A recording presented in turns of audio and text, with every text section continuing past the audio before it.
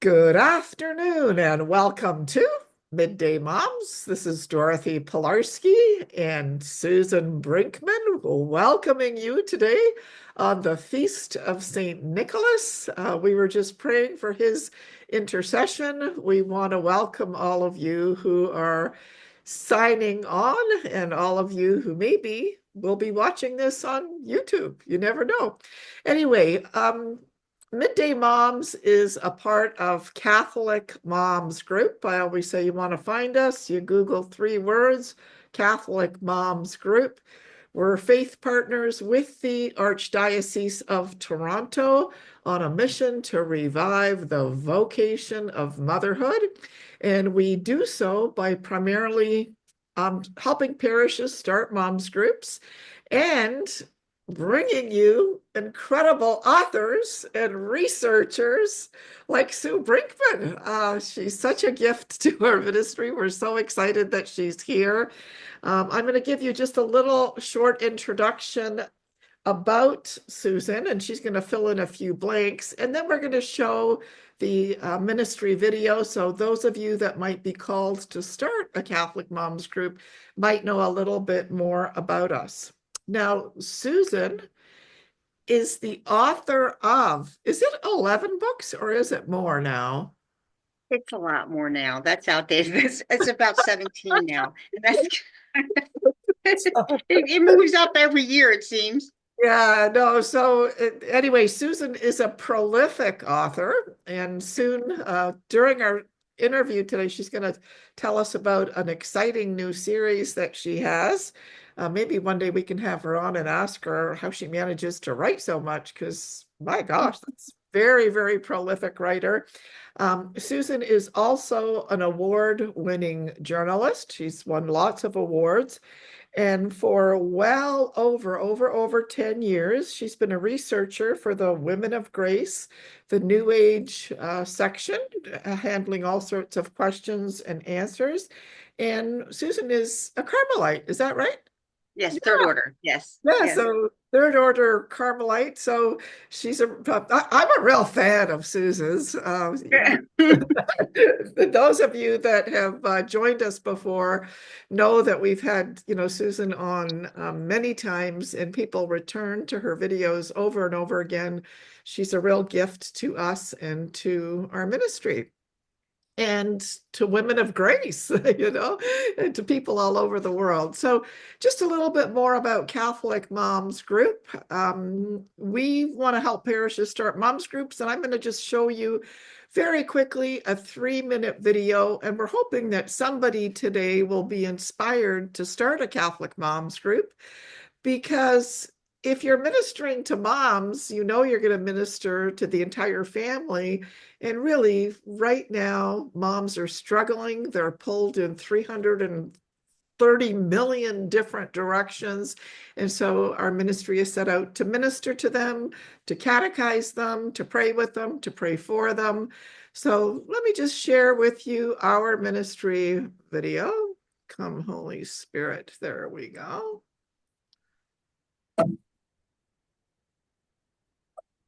Mothers, by our very nature, we are nurturing, loving caregivers. We are social beings, made for friendship and community.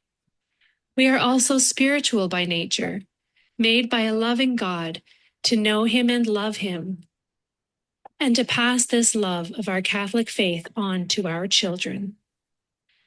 But right now, many mothers feel overextended, distracted, and exhausted.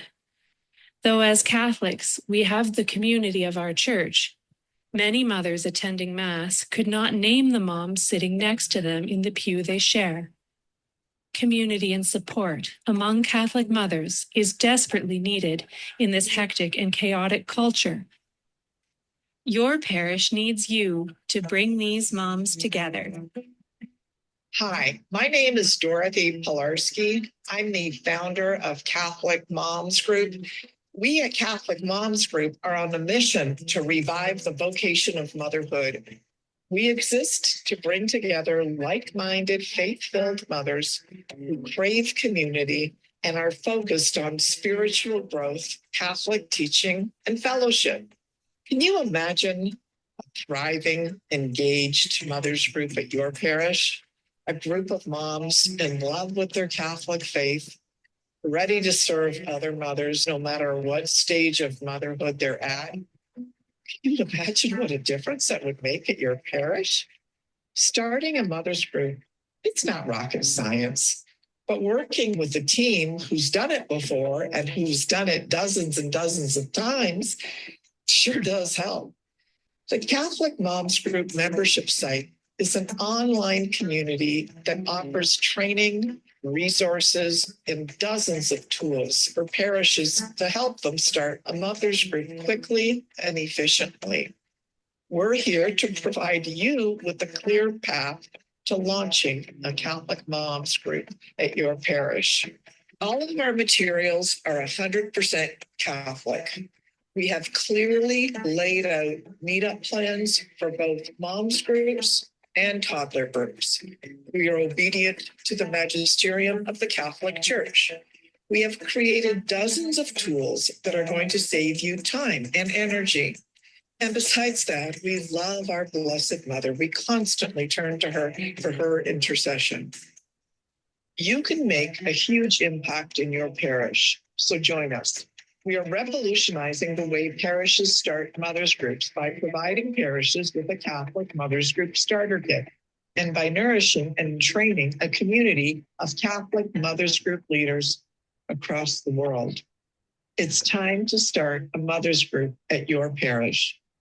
Join us today.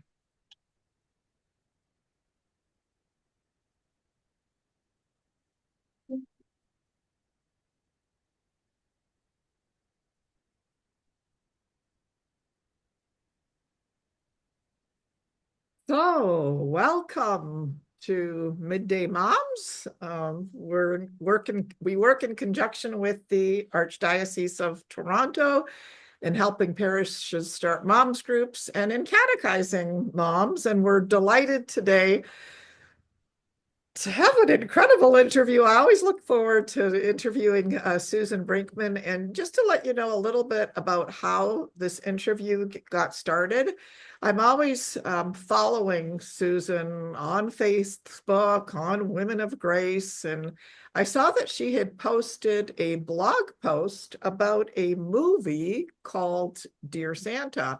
And I saw that it said that it was overly satanic. And so I started to share it online. And it was incredible what a different response moms online, Catholic moms, had to this movie. I know that, I haven't seen the movie myself, but it just seems there's a real polarization about whether or not it is satanic, whether or not it's safe for, moms to bring their kids to, and whether even moms should be listening or watching it. And so I thought I'd, invite Susan to talk about the movie. And then we sort of got into the conversation chatting about Wicked as well. So can you tell me a little bit about this movie and what your take is on it, Susan? Well, the movie Dear Santa, that one is pretty obviously a satanic themed movie. It's about a little boy who has a spelling issue, and he, instead of saying Dear Santa in his letter, he said Dear Satan. And the letter, you see the letter flying off to hell, and Satan then gets a hold of it, and he comes to Liam. And it's Jack Black who plays Satan, and he's very funny. Everybody knows he's very funny. I've had some people say to me, I was so disappointed that he made this movie because they love Jack Black, But anyway, he made this movie and got himself in a little bit of trouble for it. But anyway, this character that he plays, Satan, he goes to the little boy whose name is Liam, and he says, I'll give you 3 wishes. And then he adds at the end, and by the way, after you make your wishes, I'm going to take your soul. Now, he, continues then to just thrill Liam with all kinds of manifestations of magical things that he can do, including helping the boy win at the casino and then having him meet his favorite singer, Post Malone, at a concert. And, you know, in the very end of the movie, they throw in this little caveat where Liam asks Satan, and he says, "Can't you do something, you know, kind, you know, with your power?" And Satan says, "You know, I've tried everything and I just can't corrupt this kid, you know." And I guess that's supposed to redeem the whole movie. But when you really stand back and you look at the movie, you see that the movie is doing one thing that is particularly dangerous to children. That is making Satan look like fun. Mm-hmm. And this is how Satan operates. You know, when we say in our baptismal promises, do we, you know, reject the glamour of Satan? Satan always paints himself as being something fun, trendy, everybody likes it, there's nothing wrong with it. You know, for people like us who are devout, he goes even a step further than that, and he presents things as being good, so that we'll fall for that. You have to be really careful with this whole theme about how is Satan presented in children's literature, because 9 times out of 10, I would have to say maybe 9, maybe 8 times out of 10, he's being presented in a way that's going to desensitize that child to Satan and to evil. And evil isn't all that bad. And hey, magic, why not? I can get people to do what I want by doing magic. And this is leaving things in a child's mind, even stuff that really looks like fantasy. Like in this one, it doesn't really look like fantasy. The child looks, I mean, it's everyday life. And that some of the other movies, you know, like The Lion, the Witch, the Wardrobe, you know, the Chronicles of Narnia and stuff like that, when they present evil, they present it in a way that they tell you it's wrong. And it's presented as being wrong. It's never presented as being fun and something that you would want to have. That's what you have to be really careful of when it comes to fantasy and this kind of thing. And I know it's important. Moms usually like to, but I do have a whole blog on that, on our New Age blog. You can get at that at newage.womenofgrace.com and just look up fantasy. And it will tell you the difference between Christian and occult-based fantasy. And unfortunately, occult-based fantasy is really what's out there. Once Potter came into existence, Potter brought along with it a whole new genre of children's literature, and it's actually called occult fiction. And that's what it's all about. It's full of sorcery. That's all it is full of sorcery. So, yeah, go ahead. What would you say to the mom? Because, like, I was really surprised in certain Catholic, you know, Facebook groups that are kind of calling themselves Catholic. They said, and I was just observing it, right? They said that, well, no, you wouldn't take a really young child to see that, but you could take a teenager because the teenager would understand the nuances of it. You know, what would you say to that? You know what? There's some wisdom to that, Dorothy. First of all, though, I just want to give you a caveat with that. The young person's mind, the teenage mind is not fully developed yet. So that's not necessarily true that they will understand those nuances. That really doesn't happen until we're young adults, believe it or not. And we thought we were so smart when we were teenagers. My mom doesn't know anything. I know everything. You know, that's how it was when I was growing up. But really, the mind, the brain does not mature until much later on. And I was kind of surprised at that. But the problem with it is they're going to see things in there, the nuances in that. I think if the parent goes with the child and sits next to the child and watches the movie with them and then shows them later what is wrong with it, that's the way to handle it. To me, that's the way that I would handle it. Now, and I will admit that a developmental psychologist is the one who taught me this years ago. And she said, if you want to give your child a Catholic lens on life, you can't just keep saying, no, no, no, no, you can't see it. You need to sit down with that child and you need to tell the child when they're watching it, now this is what's wrong with that.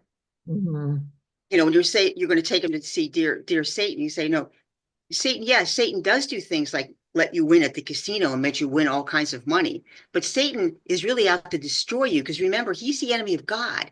And being the enemy of God, I mean, he's the enemy of everything good. And all he wants to do with you is hurt you. Hmm. But this is how he pretends to be your friend so that you'll be your friend. So you have to always watch out for Satan.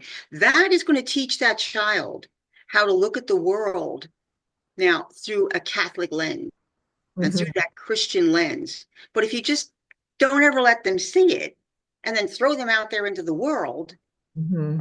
to try to figure it out and hope that they're going to get the nuances, it's risky. That's Yeah, risky. You'd it's be better off taking more control of that situation by sitting down with them and teaching them yourself. yeah, no, I don't know whether this is right or wrong, but I was definitely like the no, no, no, no, no, mom. Even, when my daughter was a young girl in elementary school, a simple movie like Mean Girls, right? I watched the movie and I kind of thought, this kind of behavior is deplorable. And my daughter wouldn't even think to behave that way. And why would I want to plant those kind of seeds in her mind? Um, and so, I don't know. I liked kind of claiming authority in my household while I could. Now, she turned out all right. She's got a wonderful job. She's 29. She just had a baby. I'm a grandma now. Oh gosh, that's wonderful. Congratulations. Congratulations. Yeah, but I did take I did take, quite a hands-on. Now, what are your thoughts on the production, the movie, the what thing of Wicked? What are your thoughts on that? Wicked was fabulously done. Hmm. That was a fabulous movie. The Hmm. cinematography, the music, it was just out of this world. Very well done, top notch, very, very good movie. I thought when I went to see it, I guess it was a week or two ago with my sister. We both just took off on a Tuesday afternoon and went to go see the movie. But Yeah. it was visually stunning. It was very, very beautiful. It's the stuff that's underlying that you need to be careful of. Um, First of all, children, it is PG, parental guidance, the movie, because children will be upset about certain things. And I know I looked up the different reviews on Common Sense Media and plugged in and those places that review these things from a parental point of view. They said young children would be upset about the little animal in the cage Mhm. because the animal is crying. Mhm. That they would have been upset about, seeing something like that, young children. Um, However, teens and young adults, man, talk about the cognitive dissonance in that movie. They're just riddled with it. Mhm. Alphaba is the one who's born green, okay? She's born green. She was the result of her mother's adulterous affair. And because she was green and where she came from, she was very much mistreated growing up. You Mhm. instantly feel bad for Elphaba. And Elphaba is the bad witch. She's the one who's going to be the bad witch. And you feel sorry for her. Whereas Glinda, who is the supposedly the good witch, and we'll get into that in a minute, good and bad witches, um, she's presented as spoiled, shallow, flaky, flighty, that kind of thing. Now the two witches meet and they become friends, and they're being schooled at Shiz University, which teaches sorcery, Sorcery. Okay. witches and wizards. Okay, so you see what I mean about the cognitive dissonance here? Yeah. Like, oh, what's a good witch doing at a school that teaches sorcery? Hmm. Church is very clear about sorcery, very, very clear about it. Um, you are not to have anything to do with sorcery. That's in number 2117. I always recommend that people read those two sections out of the catechism because it gives you a great rundown of exactly what we're not supposed to get involved in, not because the church is a killjoy, but because of the dangers behind it. So what Uh, what sections are they? 2117 and 2118. Okay. And also, if you go a little bit for that, let me just get my horribly broken catechism, which is falling apart, but it means it's loved and it's well used. I would say also the section 2111 and 2112 on superstition is another good one to get into. That it's really that whole section in there is very good and very clear and easy to read, but it tells you that all practices of magic or sorcery by which you attempt to tame occult powers so as to place them at your service and that it will give you then a supernatural power over others, even if this is for the sake of healing them or doing something good with Mhm. it, is Mhm. gravely contrary to the virtue of religion. So remember, the ends never justify the means. You can never do something wrong or evil to bring about a good. That's the problem with Potter. That's the big issue with Potter right there, that one. Oh, It's okay. it's taking the ends. Oh, he's using the same sorcery that the bad guys are using, but Mhm. he's going to use it to do something good, and that supposedly makes it good. So what does that do in the mind of a child to the moral order? It flips it on its head. Definitely. And taking a step right, take it a step further. It takes magic and sorcery out of the realm of the moral realm completely and makes it into a tool. Oh, hey, I don't want to take the trash out tonight, so I'm just going to, work a spell over mom so she'll forget to ask me to do it. Don't think kids don't do that. We all know they do. Wow. Because in children's minds, Mhm. the distinction between fantasy and real isn't as clear as it is to an adult. They're still developing in their mind. So that's one of the issues but like I said, Wicked is just an absolutely gorgeous movie. I mean, it's fun to watch. But here's the last thing, and this is the one point I want to make about it for any moms out there who have young girls. And I'm going to say girls that are in middle school on up. Be very careful about taking them to see it, because the ending scene in this has Elphaba in it's a very powerful scene. She's Mhm. going to go after helping the animals that are being put in cages and not being allowed to speak anymore. She's the heroine here. And how is she dressed as she goes to fly off on her broom to help them? In the witch's hat, flowing robes that are billowing out, this majestic soaring music. She's singing. What is that doing to young girls who we are at a crisis right now with young girls and their infatuation with witchcraft, which is coming off of social media. That's where they're getting it. The It's Insta witches, it's Instagram, it's the big deplorable. problem with them. You know, Big, it big problem with young girls. And boy, are you asking for it if you bring them there and you show them that and they see this, whereas Glinda's just sitting there acting like a little, snowflake. You have Elphaba, the bad witch, the one Mhm. with all the power. Yeah, no, So that's that it's upset me. yeah, no, and I could go on a bit of a tangent too with mothers that take their kids or girls to see, for example, Lady Gaga, right? I was like, what are you Yeah. doing? But that's a different, it's a different topic. We're here too to talk about whether or not moms ought to teach kids about Santa Claus, right? And so again, I was online and I was, shocked. Like, is it right or is it wrong to introduce, kids to Santa Claus? And again, in these Facebook groups, there's this polarization. There's this one group that, absolutely not. I would never teach my kids about Santa Claus, because once you teach them about Santa Claus, they're going to think that everything that you taught them is a lie once they learn that it was a lie, and no way, Jesus all the way, and never teach them about Santa. And then there was another group that said, like, you're crazy, you're over the top. It's not a problem to teach kids that there is a Santa and have some fun with them. Now, you know, I taught my kids about Santa Claus. And, we played the game. We put out the cookies. We even put little uh, carrots out. And we said that it's for the reindeer. And my husband would chomp a bit. And, you know, That's funny. He would actually eat the carrots. but, so my kids now are 27 and 29, and they both go to Sunday Mass. And so, like, what's your take on whether or not moms should be introducing their families to Santa Claus. And I'm also curious, to our listeners, if you want to put anything in the chat, whether or not you teach them about Santa, what your thoughts are about Santa Claus. I'd love to hear from you. So, Susan, what are your thoughts on it? Well, I think both points of view are valid.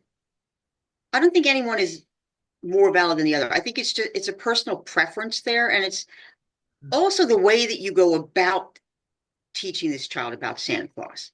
Like when your kids ask you, is there really a Santa Claus when they're really little and you want them to still believe that, you can say the answer is yes, you're not lying to them. Because Santa Claus is actually modeled off of the story of Saint Nick. That's really what it is. Now, when I was growing up, today is the feast day of Saint Nicholas. We always put stockings out on this, like last night, we would have put our stockings out before we went to bed. And we would hang them up on magnets on the refrigerator drawer. I can still remember this. I can still remember doing it. And mom and dad, of course, would put goodies into those stockings for us. And if you got a potato, that meant you had 3 weeks to clean your act up because you weren't going to get as much as you wanted on Christmas if you didn't start behaving. So that was sort of like their little warning, the shot across the bow. You weren't good this year. So that's what they would. So we always celebrated St. Nicholas. We always celebrated that. But we were told that the whole idea of Santa really is modeled after St. Nicholas and the spirit of St. Nicholas. And we know, of course, who he was. He took pity on this poor man he had 3 daughters, and he didn't have a dowry for them, and they were going to be sent into a life of servitude at a brothel.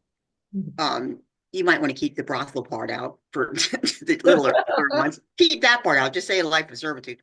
But so Nicholas hurled 3 bags of gold through the windows and perhaps down the chimney of the home, and that's where that's where the whole spirit of giving and caring came from about Santa Claus. That's really what Santa Claus is. He's a symbol. And when your child really would become old enough for you to say, look, it's true, there really isn't a Santa. And they say, well, why did you tell me that if it's a lie? I say, it wasn't a lie. What I was trying to do is teach you about the spirit of Christmas, that it's really more about what you're giving than what you're getting. And Santa was just the way that I thought you could understand at your age. But now that you're older, now we can talk about, the real thing. But so there really was a Saint Nicholas. He was true. He kind of developed into, I guess it was from Father Christmas. He started that in England. It was Father Christmas. And then when the Puritans came into power after the Civil War in England, they wanted to abolish Christmas completely because they called it popery. And what happened was the people didn't want to do that. So they took the figure of Saint Nicholas and they sort of made him into Father Christmas. And he became like this jolly bearded man in a robe who brought all kinds of good cheer and merriment and gifts and stuff on December 25th. And eventually with modern marketing, we put a flashy red robe on him. And we dreamed up the whole North Pole thing and all those letters to Santa, which meant big retail sales is really what the whole thing was, marketing really. But so should Catholics even go there? And this is just my own personal opinion, Dorothy, is why not? I feel the same way about this as I do about Halloween. Halloween was ours. All Hallows Eve was Christian. They got paganized. Saint Nick was Catholic. And the whole spirit of him got paganized. But why not take it back? Now that's just me because I have sort of like the fighting spirit in me. I just believe that was ours and I'm taking it back. Because it's what it really means. You put all this other stuff on it, but this is the birth of Christ. This is the birth of the greatest human being who ever walked the earth. And he was all about unconditional love and selfless love. And this Santa that we've created is a symbol of that spirit of the season. But that's what Christmas is all about. It's the birthday of Jesus Christ. That's really what it is. And so too, I recommend to moms, to have a birthday cake for Jesus on, the birthday of moms. And we kind of, today my kids, as I mentioned, are now 27 and 29, and I still got them a chocolate Santa as a reminder, that today is the Feast of St. Nicholas. So it's helping me remind them. And I bought a Santa's hat for my, new grandson who's only 4 months old. I'm like, let's get Oh, that's so cute. That's so adorable. let's get him a picture on his first Feast of St. Nicholas. And there's a wonderful video. I know that it's available through CCC of America about St. Nicholas. So it's a very good video to use to teach your children about St. Nicholas. So are there any more thoughts you have on the Santa St. Nicholas debate? Well, I think that St. Nicholas had a beautiful story, the real St. Nicholas, and I think that if it gives us a chance to teach that to children via the old, piggyback it on Santa Claus, why not do that? Why not do it? Why Yeah. not do it? And I think that that's a good thing to do. And I like the whole idea about the birthday cake, Dorothy. That's a really good one. To have a birthday cake. I used to do a thing. I used to have the Little Flowers Catholic Girls Club, and I Okay. used to do that in my parish. Okay. And they loved this. The beginning of Advent, that meeting before Christmas, they all got this little tiny baby Jesus, little Mhm. plastic baby Jesus, and I would tell them this story Mhm. about a little boy who had a birthday. Mhm. And he got up on the morning of his birthday and he was all excited. Oh, everybody's going to wish me happy birthday. I'm going to get all these presents. And he got him. Nobody wished him happy birthday. They never said a word to him. So he said, well, I'll go to school. When I come home, it'll all be waiting for me when I come home. Well, when he came home from school, there was nobody wished him anything. He said, oh, I know. They're waiting for dinner. And after dinner, they're going to have my birthday cake and give me some presents. And they came back, he came back for dinner and nobody said anything. And he went to bed that night very sad because everyone forgot his birthday. And all the little girls, you know how they are when that age, they're like 5, 6, 7 years old at that age. They had tears in their eyes. And I felt kind of bad. Why am I making these kids cry? But anyway, Now, was this a story? they'd have tears in their eyes. And then I would say, do you know who that little boy was? No, Miss Sue, they would say. That's Jesus. And that's how he feels when nobody says happy birthday to him on his birthday. Are you going to do that? No, Miss Sue, I'm not going to do that. So I would give them all their little baby. And I had to tell that same story every year to these girls because they would stay with me till they grew up. Sometimes they were 12 and they were still in the group. I would say, time to move on, time to move on. But Now, they all got, is it actually a book? Is it a book, the story? no, it's not a book. It's just like a little club. And you teach them a virtue every month. And if you look it up, it's a little flower Catholic Girls Club. I know, totally loved it. I yeah, totally loved that club. I'm thinking about the story about Jesus that's not getting the gift. Did you just recite it from your head? No, I just made that up. I just made it up. I made up the story and I told them. And then every year they had to hear that saying, tell us the story, Miss Sue. So I would tell the story and then they would all get their little baby Jesus. And they had to take baby Jesus. A children's book. You've got to do a children's book. That would be such Don't tell me to write another book. All I do is write books. I keep saying to Jesus, am I ever going to get to retire? No. Yeah. But anyway, so they had to take their baby and they had to take their baby with them every single day, no matter where they went. And not a day could go by that they wouldn't say, almost your birthday, baby Jesus, almost your birthday. And you wouldn't believe what they would do. They would make little cradles out of boxes for him and stuff. And these girls did all this on their own. And then on Christmas morning, they had to go in front of the stable, the manger, and they had to put in a box all of their love. All kinds of love, hugs, and kisses. And they would say, but how do we fit them in the box, Miss Sue? And I would say, well, you do it with your imagination. You put all your love, and they would wrap the box and give it to him. And it was all their love for baby Jesus and happy birthday, baby Jesus. So they loved that. And they loved it. Beautiful. That's so beautiful. What a beautiful story, But they love doing it. They love doing it. The little girls just ate that up. They ate it up. And I'm sure little boys would eat it up too.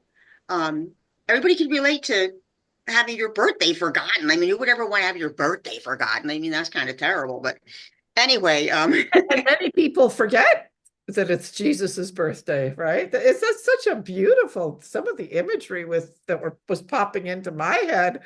You're lucky I didn't start crying. It was so beautiful. I know it was very touching to see what they did. And some would wrap him up in like a little piece of cloth and they would put him in their pocket and they would take him with them everywhere. They slept with him under the pillow. Some of the girls would put him under the pillow when they slept. They really did that throughout the whole Advent season. They really did it because their moms would tell me. Yeah, They no, couldn't believe that. She goes everywhere. She puts her little baby Jesus next to her plate at night when she's eating dinner. I know that's beautiful. No, many, many years ago, I hosted a girls' club too, and I'm so sorry I didn't know about that. It's something I would have loved to have done. Now, you mentioned too that a lot of people, this is just in our conversations preparing for our interview, that a lot of people have a lot of, false ideas surrounding the origins of Christmas. Can you talk Yeah. a little bit about that? Can you Yeah, they talk? do. They do. There's a lot of rumors about that Christmas was founded in paganism. This is one of the big ones. It's everything. It came from paganism, and mostly the people who say that, Dorothy, or normally that's fundamentalist type Protestant, came out of the Reformation. That's really where it came out of. Mhm. All the ideas here are unfounded. They're based really on pure speculation. Mhm. These are just people just kind of making stuff up.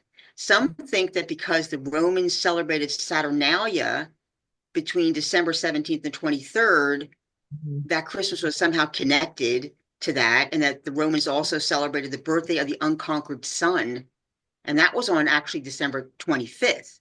Mhm. But, and this is interesting now, how we arrived at December 25th as the date of our Lord's birth.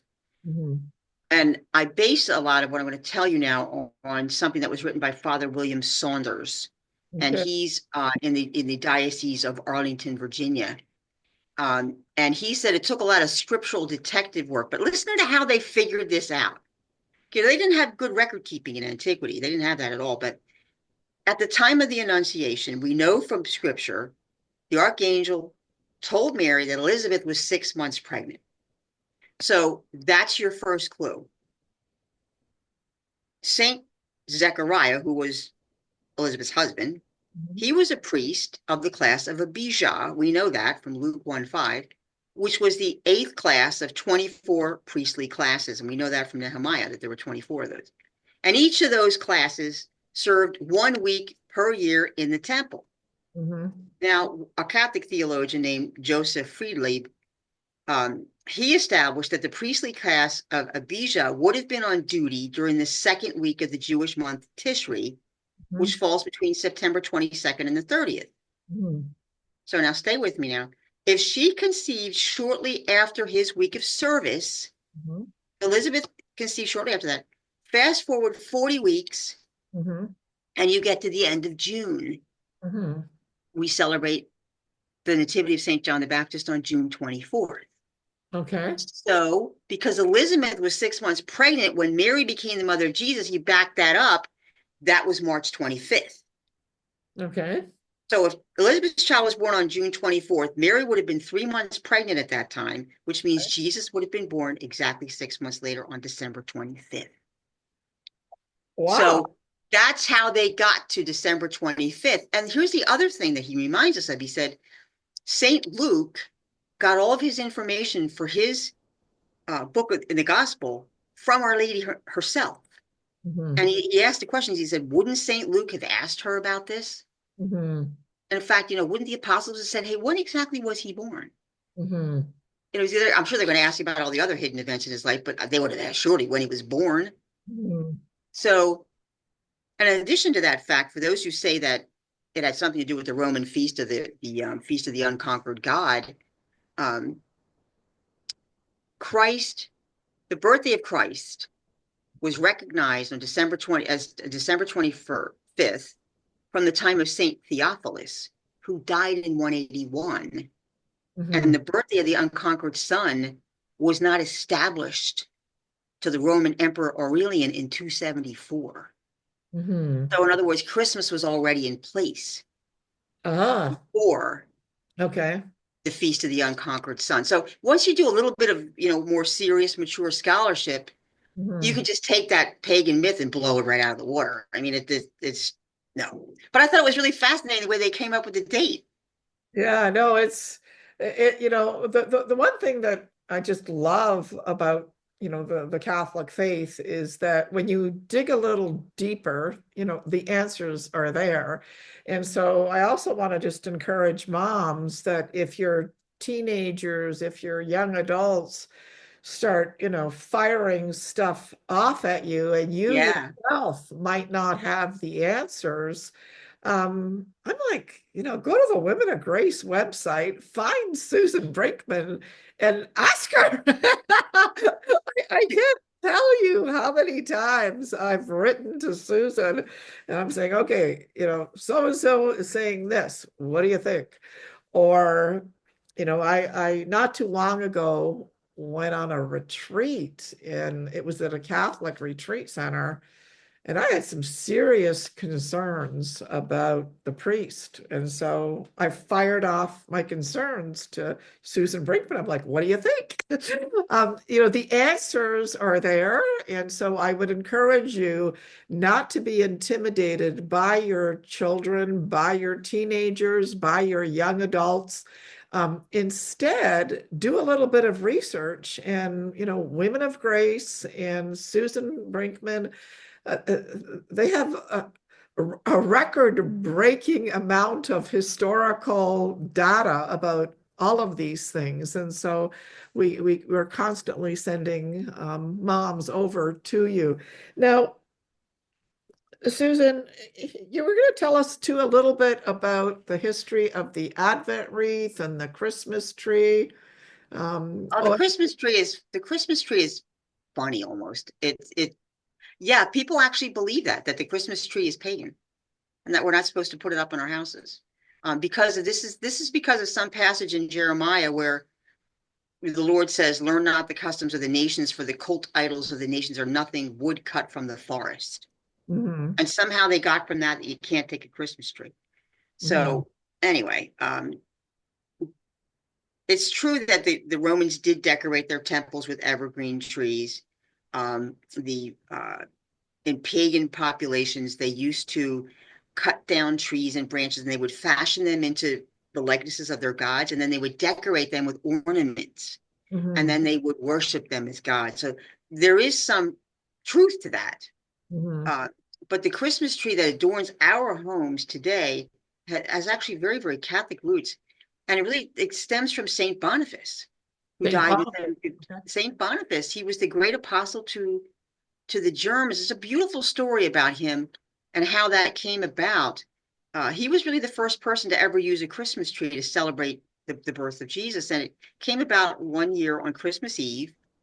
He was out leading a small group of missionaries, and they were visiting the inhabitants of a pagan village of Geismar. And it was the dead of winter, and the town's inhabitants were all gathering around this huge oak tree known as Thunder Oak. And that oak was dedicated to the god Thor. And this was an annual event of worship that centered on sacrificing a human. And it was usually a small child to this pagan god, to the Thor. And Boniface desperately wanted to get to that village and destroy that Thunder Oak. So they would stop doing this horrible thing to children. But the pagans believed and boasted actually to him. They said that your God cannot destroy this tree. So Boniface just wasn't going to take that laying down. He said, oh yeah, okay. So he gathered his companions, and get this, some of his companions were actually scared. So he had to sort of like pump them up, to get them like, don't be afraid, we're going to do this. So they happened to arrive at this Thunder Oak right around the time of that sacrifice. But their presence, when their arrival, it interrupted it. It interrupted the ritual before they could sacrifice a child. So Boniface grabs the axe that he brought with him, and he promptly chops down the Thunder Oak. The town's inhabitants are just astounded. They're frightened. And then he began to preach the gospel. And he took a little fir tree that was standing behind that fallen oak as a tool of evangelization. And he said, and I'll read his words for you. He said, this little tree, a young child of the forest, shall be your holy tree tonight. It is the wood of peace. It is the sign of an endless life, for its leaves are evergreen. See how it points upward to heaven? Let this be called the tree of the Christ child. Gather about it, not in wild wood, but in your own homes. There it will shelter no deeds of blood, but loving gifts and rites of kindness. Wow. That's where the Catholic tradition of using an evergreen tree to celebrate the birth of Jesus actually began. So it began, that was in Saxony. That was what Germany used to be called, back in the 700s and 800s.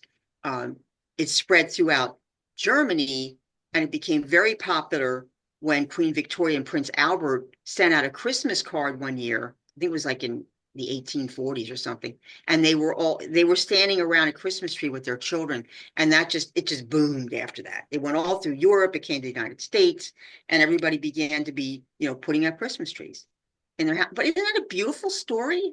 It is a beautiful story. Now, is there any way that, not right now, not immediately, but is there any way that you could send that to me so I can share it with or the sort, like just cut and paste it and then send it to me so I can I share? have a whole blog about it. And in fact, I put into the chat, and let me just do this again now because I left off something.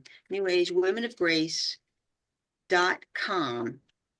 Yeah, I left off the M on .com. You can see it. Ow, I typed it wrong again. Let's do it. Delete that.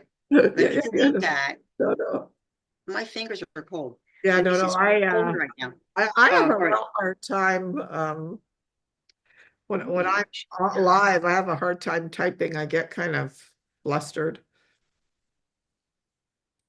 I'd never heard that. There it is. Now I got it. There we go. So if you go to that will take you to the index of the blog, and just scroll down to Christmas. Okay, good. And you'll see that, and this blog is actually in there. Oh, okay. And it tells you the story of Boniface and where that comes from. I just thought it was such a beautiful story. It is a beautiful story, and I've never heard it. So that's thank you for that. That's beautiful. Now, how about do you have any jewels on the Advent wreath? You must have a few jewels on the Advent wreath. Yeah, we do. The Advent wreath is something that once again people thought that it was pre-Christian, but it was not. People used to in their homes. This was like in Scandinavia, and that they would make a wreath out of pine leaves, right, and pine needles, and they would put candles on it, and they would light it at night, and that was to them a symbol that winter was going to pass and spring would eventually come. Okay. And there was a time when Tertullian and that did say, hey, don't use any evergreens in your house, because of the Romans used to put evergreen sprouts and sprigs on the doors of their houses, and that was in honor of the emperor. Okay. Yeah, so he said for a while, don't do that, but that eventually fell away, and Christians have been using that since time immemorial, putting candles on that and lighting the 4 candles before Advent, before Christmas. And so it was a very, very beautiful habit to get into. And I'm trying to pull up my blog here because I know I've got more information in that. Let me just get inside here and go get it. But I have a podcast on that too, and I want to mention that too. We have podcasts of a lot of these different everything, all different subjects in there. We have 50 or 60 podcasts, and you just go into our library at Women of Grace, and you'll see it. The podcast will come right up. Okay, fantastic. So, no, this is all very, very valuable information. Now, while you're looking for that, I also want to let everybody know that Susan has recently written another book that's going to be part of a series. I don't know how the Lord does this. I'm telling you, I don't know how he does it. Yeah, it's fiction. It just occurred to me, and actually occurred to me after he gave it to me. There is a story behind this, and I do want to get out and tell that story sooner or later. I think I'm just sort of sitting on it for right now, letting it be between him and me. How the story came about, how the whole thing came about. I went back to writing fiction again. I used to write fiction. When the Lord found me, I was a fiction writer. Okay. And I never wanted to write nonfiction. But then he got his little hands on me and changed my mind. And I went for 22 years and never wrote fiction. But I always used to say to myself, one day I want to write a fiction story. Looks like I'm telling you ladies this for the first time now. One day I want to write a fiction story about the little girl who was raised by the dead, Jairus's daughter, who I mistakenly referred to as Tabitha. But I called it my Tabitha Project. And I want to write the whole history of the church in fiction to teach it that way and take it starting with Tabitha and move it all the way up to the current time. So, but I forgot about that, Dorothy. Totally forgot about it. And this was the feast of Saint Andrew, November the 30th, 2019. I have it in my journal. I was sitting in the chapel. I wasn't thinking about anything at all that had to do with this. I hadn't even thought about this for 20 years. And all of a sudden I heard the word Tabitha. And I heard that word go through my head like it stopped everything. Tabitha.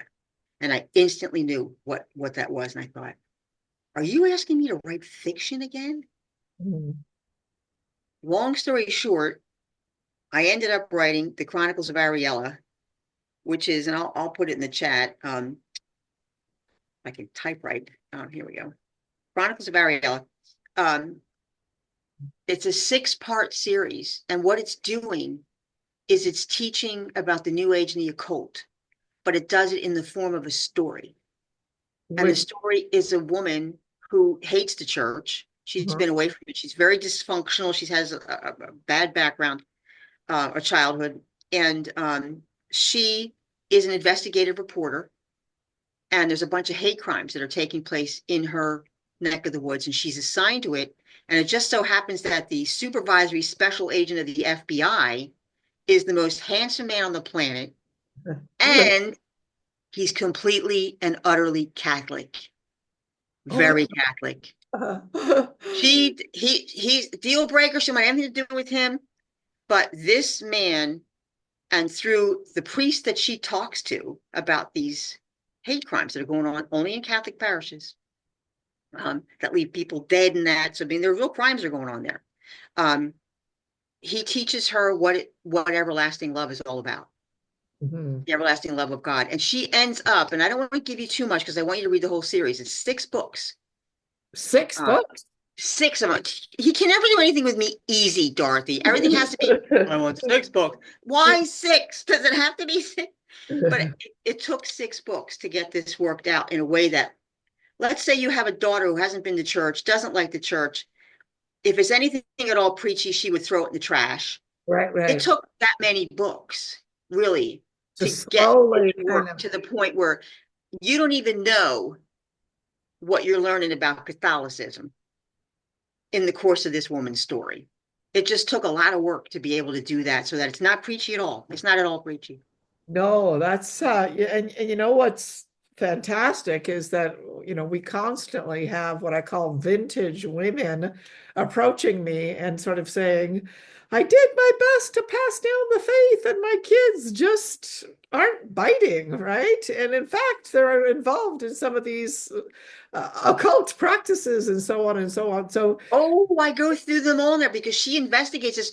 They're looking for clues about who's killing and who's attacking the churches, because they're leaving behind satanic writing on the walls of the church. And they're defacing all the statues and they're killing the sacristans, only the sacristans. That's who they're going after. So she gets all involved in this case, and she goes and she says, well, listen, she's working with the police and with the FBI, and she goes and she says, I'm just going to go and write a series on all the mystical marvels of our area, on all the shops that do acupuncture and Reiki, and maybe while I'm interviewing these people, I'll get some clues about who is involved in satanic gangs in our area. And the cops said, this is a great idea. Go ahead and do it. But let us know every place you go and when you go there, just in case there's any dangers involved. And that's going to become very important at one point in the story. But that's how you learn about it. So she goes and she's learning that all the stuff that she's involved in, she interviews the person who's doing it. And then she interviews the way you would do in a regular journalism. You would interview an expert on it. And the experts blow apart everything that she ever thought about the New Age. She gets to the point where she says, I don't even want to print this article because I don't want to tell people this. Now, I mean, you really feel for her, you know? so who's publishing this series for you? Who's publishing? Matthew Kelly's publishing house, Vidant, and it's coming under a brand new imprint that they're introducing with this series of books, and it's called Feminine Genius. Oh, So wow. yeah, so Ah, I'm so excited about it. I'm so excited, and you can actually to get information about it. I'm going to put that in there too at susanbrinkman.com. I had to start a whole new website and everything. I had friends who said to me, Sue, how can you have all these books and you don't have an author's website? And I said, I don't know. Why don't I? So I went and got one. I put one together. So yes, it's from my imagination. From my imagination. Somebody's asking, is this from your imagination or a real story? From my imagination, but the facts about the occult, the New Age, the church, what age group? Carmelite spirituality. I get into all that. She learns how to pray. She didn't know how to pray. She thought prayer was the rosary and the Hail Mary. That's all she thought it was. She had no idea. Not that there's anything wrong with that, but she had no idea about contemplative prayer, and she learns all this. It is all based on fact. I'm putting it in chat just in case. Oh, based in chat. Gosh, what's the matter with me? Based in. Oh, I can take it. No, I can't. Anyway, it is from my imagination. I have a very wild imagination. I spent most of my young years grounded due to my wild imagination. Fiction was always my thing. That was something I could do that upside down. So who would be a good, what age group would this series be good I'm going for? to say 15 plus. 15 plus. Yeah, Okay. 15 on up, because I do discuss abortion in there. I discuss premarital sex in Mhm. there. And the two of them, this is a pure relationship between them because he's very Catholic and he Okay. relies on God to keep him safe because he does very, very dangerous work. So she learns what selfless love is, that even though she doesn't really believe in that.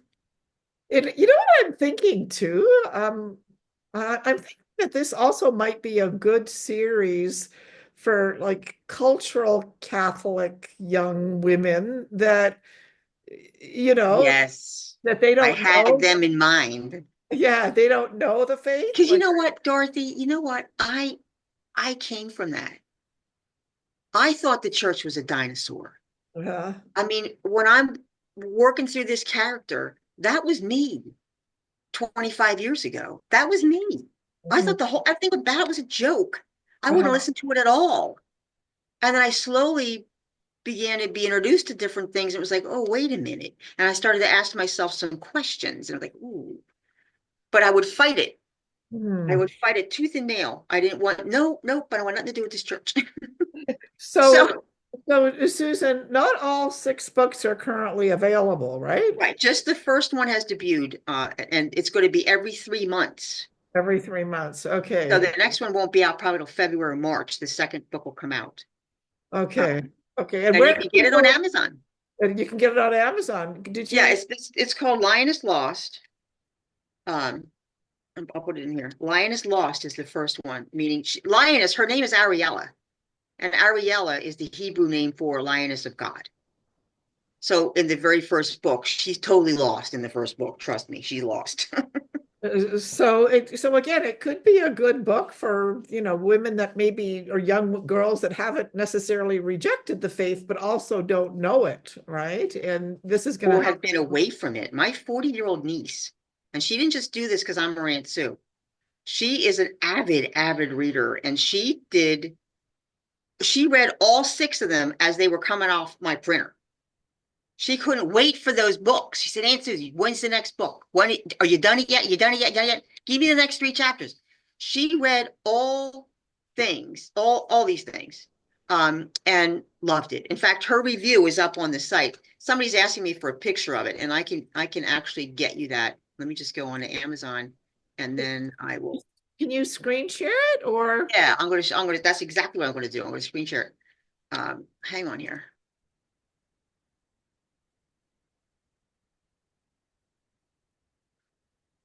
Okay, so let me go back to you there, and you're gonna let me share, right? You share. There it is, right there. There it is. Okay, so Susan Brinkman, Lioness Lost. So this is another great idea as a Christmas gift for young women, 15 plus, and for some of your friends. So great, great, great Christmas gift. I'm definitely going to get a And I number. will sign the book. I will sign it. All you have to do is, let me stop share here. All you have to do, if you want it signed, I will send you an author's signature plate that you Okay, can put in the book. So if you want a signed copy, I'll type in here. Just go to info@susanbrinkman.com. Or go to my website too, because I think he just put it up there for me. If you go to info, and I'll put it in chat, at susanbrinkman.com, and just say, give me your address and if you want a special message in it. And then I will mail it to you immediately. I mail out requests for them the day I get them. okay. So I will definitely do that. That's fantastic. Okay, so I just want to sort of, I'm just looking at the clock. It's 3 o'clock. Oh gosh, okay, It's hard sorry. to believe. So just again, I wanted to wish everybody a happy feast of Saint Nicholas. And Susan and I did pray asking for the intercession of Saint Nicholas for our interview. We do encourage you to not go see the movie Dear Santa. No, There's a lot better things that you can see. When it comes to Santa, is it a good idea to introduce your kids to Santa? One of my theories when it came to parenting is I didn't want my children to feel that just because they were Catholic, that they were completely like weird and they couldn't participate in the culture at all. No, we can't do that. And no, you can't wear pants. And oh, you have to kneel and you have to wear a veil. And I really wanted to be the type of mom where, yeah, we can go downtown and absolutely we can take a picture with Santa because they're like, I believed in saying no to the things that were critical. But I did, see an opportunity to have some fun with Santa, but of course, to also teach them about St. Nicholas and to focus our celebrations.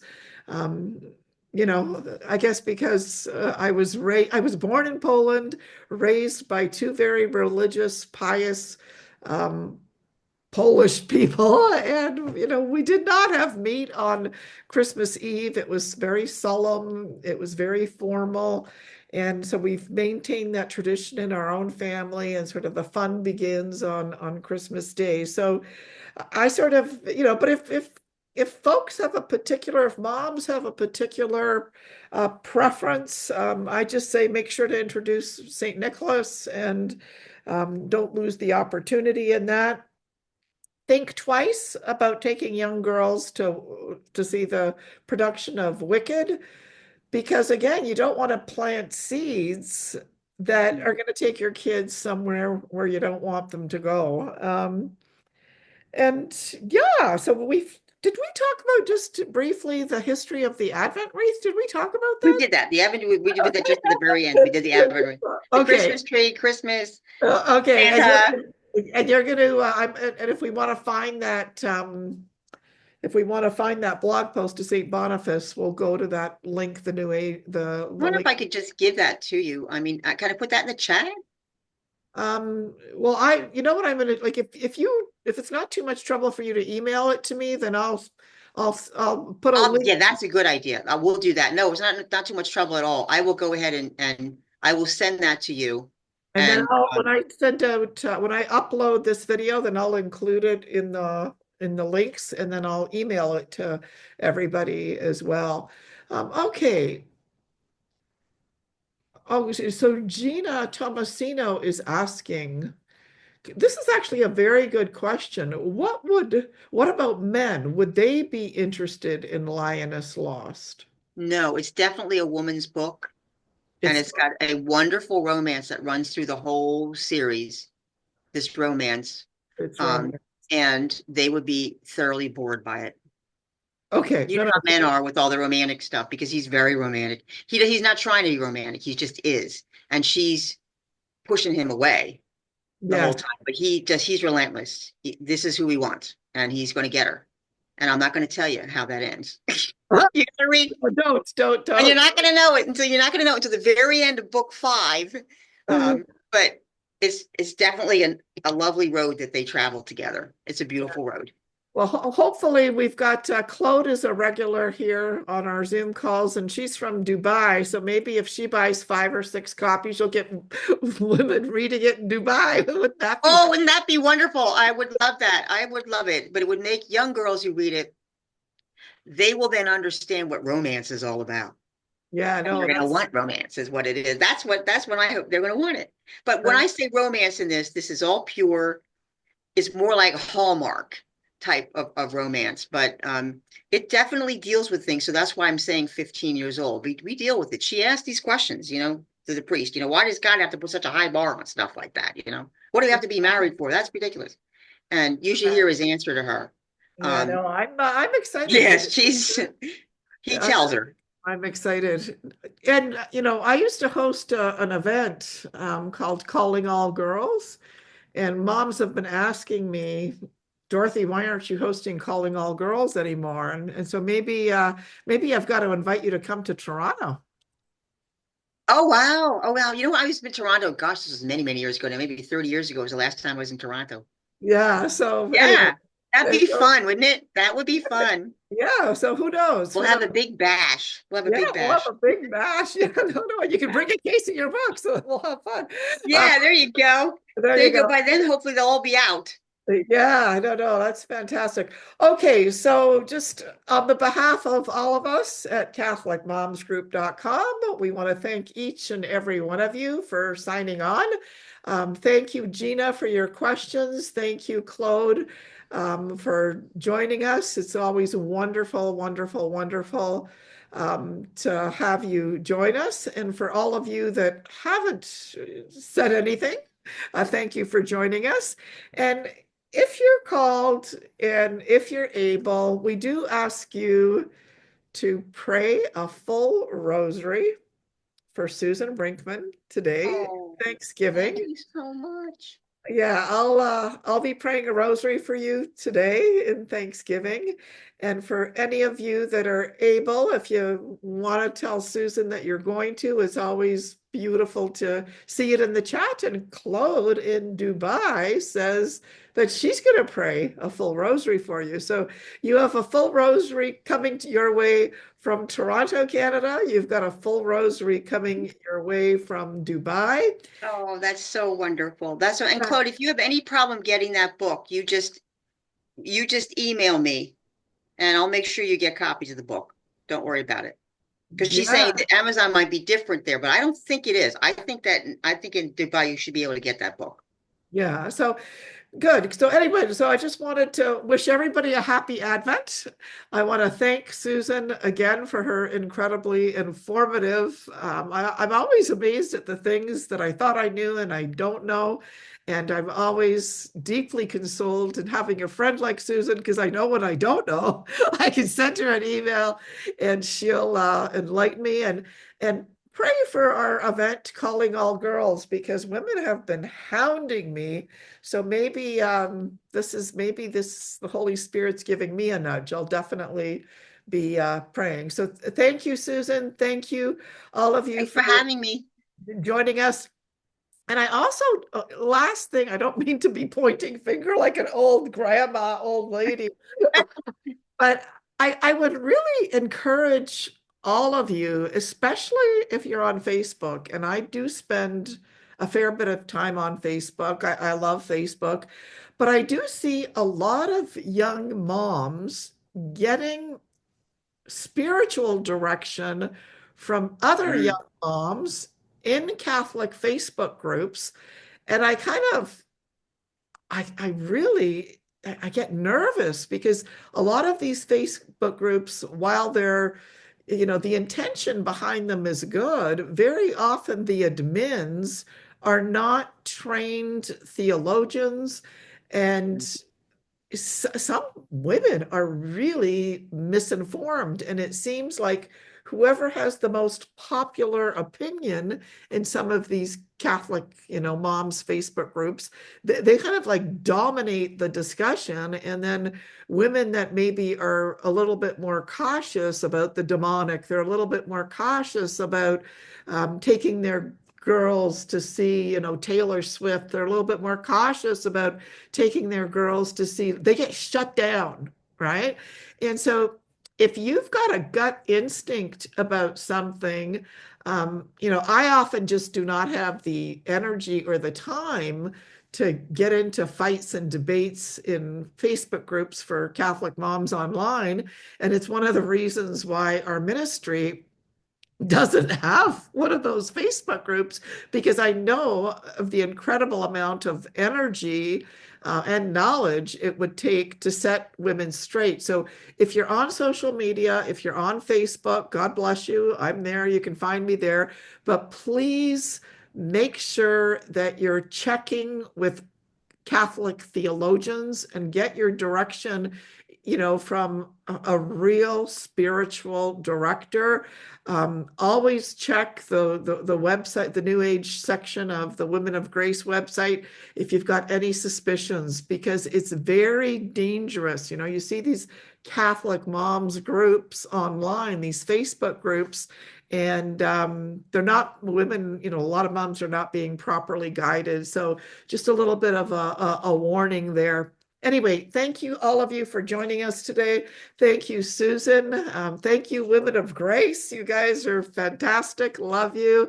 And happy Advent. And I look forward to hearing from you.